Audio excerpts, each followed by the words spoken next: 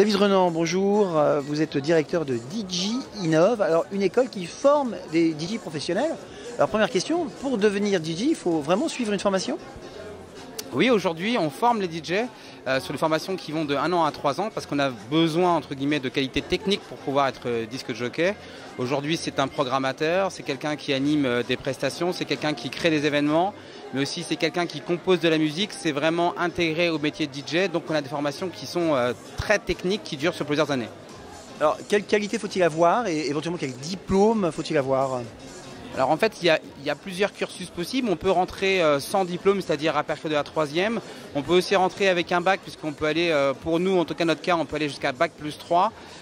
Et les qualités requises sont bien sûr un intérêt pour la musique, mais surtout être rigoureux, être travailleur et être motivé. Je pense que c'est surtout ça qui est important. Quelle est l'idée fausse sur le métier de DJ à votre avis?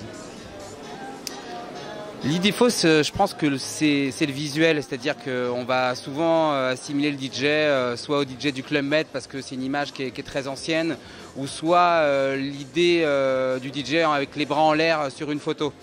Aujourd'hui, des DJ, il y en a beaucoup à des endroits différents. On peut en avoir dans une salle de théâtre, on peut en avoir dans un club de vacances, on peut en avoir dans une discothèque, dans un pub, sur un défilé de mode. On peut en avoir aussi besoin pour les bandes de musique de film.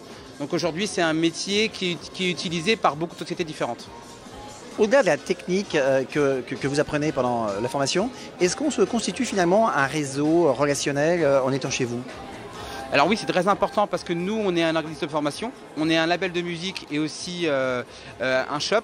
Et donc du coup, en fait, le but, c'est d'intégrer les jeunes pendant la formation au milieu professionnel, donc ça soit avec les marques, les distributeurs, mais aussi les labels, aller les rencontrer directement et faire des gros salons comme ça peut être le NAMM à Los Angeles, ça peut être le Musique Messieurs en Allemagne, ça peut être en Angleterre, pour les faire justement entrer dans le milieu professionnel directement.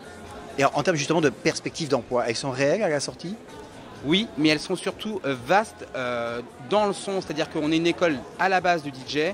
On explique que le DJ, c'est souvent le premier métier d'une série de métiers qui sont liés. Donc le DJ, ensuite la production.